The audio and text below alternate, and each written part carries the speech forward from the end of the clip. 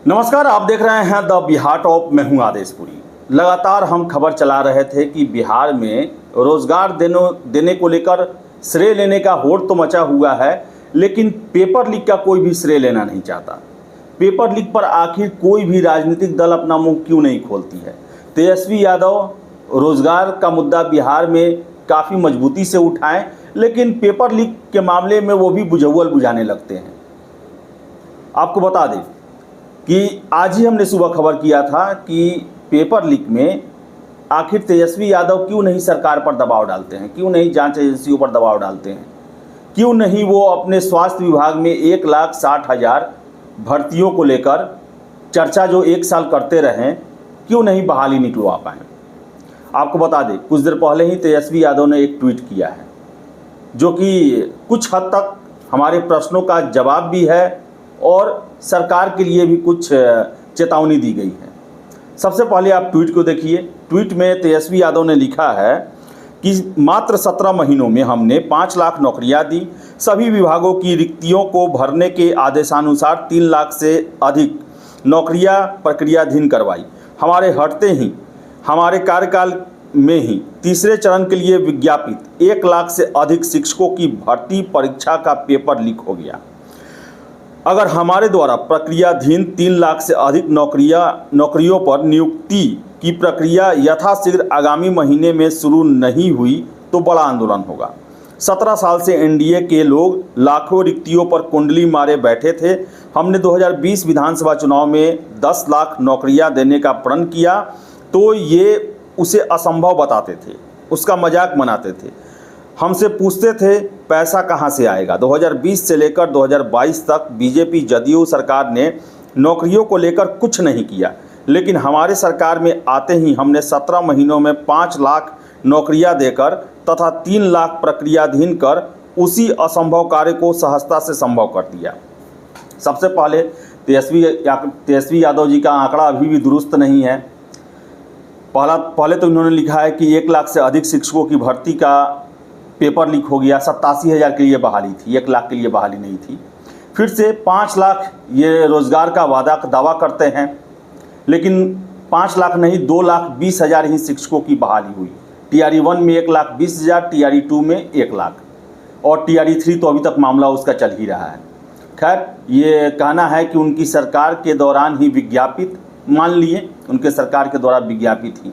इसके अलावा हमने ये प्रश्न हमेशा उठाया कि शिक्षक ही क्या सिर्फ जो है बिहार में सरकारी नौकरी है, अन्य नहीं है, पुलिस विभाग नहीं है, सचिवालय नहीं है, सिविल कोर्ट में नहीं है, बहुत सारे विभाग है जहाँ पर भर्तियाँ जो हैं वो ज़रूरी हैं, बहाली के लिए नोटिफिकेशन निकलना चाहिए।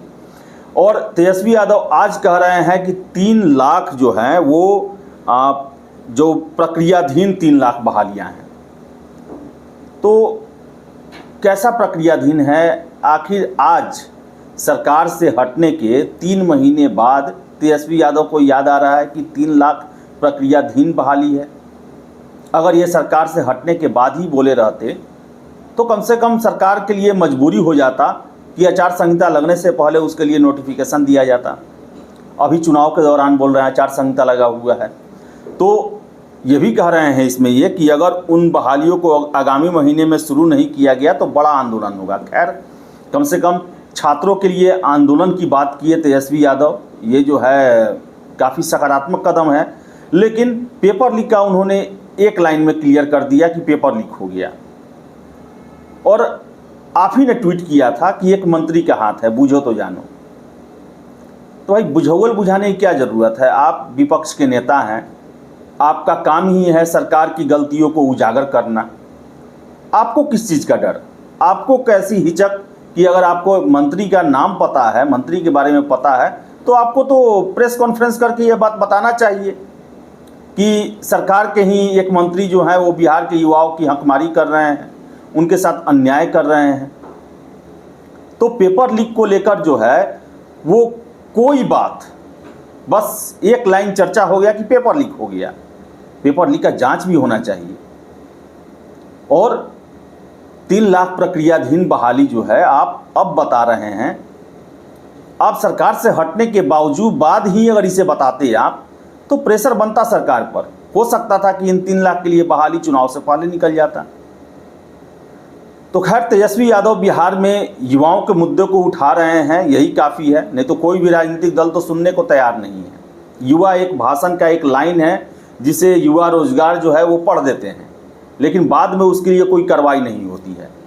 और बिहार में नौकरी देने से कम जरूरी ये भी नहीं है कि साफ सुथरी परीक्षा हो, क्योंकि लगातार पेपर लीक हो रहे हैं। 2022-23 से देख ले अगर आप, 2 सालों में बीपीएससी 67वीं सिविल सेवा का पेपर लीक हुआ, CGL 3 का पेपर लीक हुआ।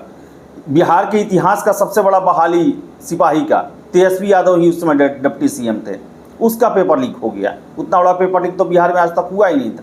75 FIR दर्ज हुआ। और सरकार में इनके हटने के बाद से 2024 में, अभी से 1.25 महीने पहले ही BPSC TRE 3 का पेपर लीक हो गया। लेकिन कोई भी मास्टरमाइंड, जो सरगना, हमेशा जो आता है कि बड़े लोग शामिल हैं। बिहार के लोगों के जो स्टूडेंट हैं उनके जबान पर है ये चीज़ कि बड़ी मछली बची हुई है, उस पर कार्रवाई नहीं होता है। कोई राजनीतिक दल इसकी चर्चा नहीं करता है। तेजस्वी यादव को जब पता था कि एक मंत्री हैं तो उन्हें किस चीज़ का डर था? नाम उजागर करना चाहिए। आप विपक्ष के नेता हैं, आप 14 करोड़ बिहारियों के हक के लिए लड़ने की बात करते हैं, मन से करते हैं। और आपको जब पता है तो आपको तो इस बात को रखना चाहिए, उनको घेरना चाहिए, उनका त्याग पत्र करवाना चाहिए। ये होता है विपक्ष के नेता का कार्य, न कि बुझाउल बुझाना। तो चलिए, कम से कम युवाओं को लेकर ट्वीट कर रहे हैं, सभाओं पर, मंचों पर बोल रहे हैं, और आशा करेंगे कि पेपर लीक के खिलाफ भी आंदोलन की चेतावनी देंगे। क्योंकि अगर पेपर लीक पर रोक नहीं लगाया गया तो इन बहालियों का कोई मायने नहीं है। तब तो यही हो जाएगा, जिसके पास पैसा है पैसा फेंको, तमाशा देखो। पैसा रहेगा उसको नौकरी मिलेगा, जो मेहनती हैं, जो गरीब हैं, वो सड़कों पर ही रह जाएंगे, बेरोजगार ही रह जाएंगे। तो खैर, तेजस्वी यादव को धन्यवाद कि कम से कम युवाओं के मुद्दे पर चर्चा भी किए, ट्वीट भी किए। फिलहाल इस वीडियो में इतना ही। वीडियो पसंद आया लाइक शेयर करें, हमारे चैनल द बिहार टॉप को सब्सक्राइब जरूर कर लें। धन्यवाद।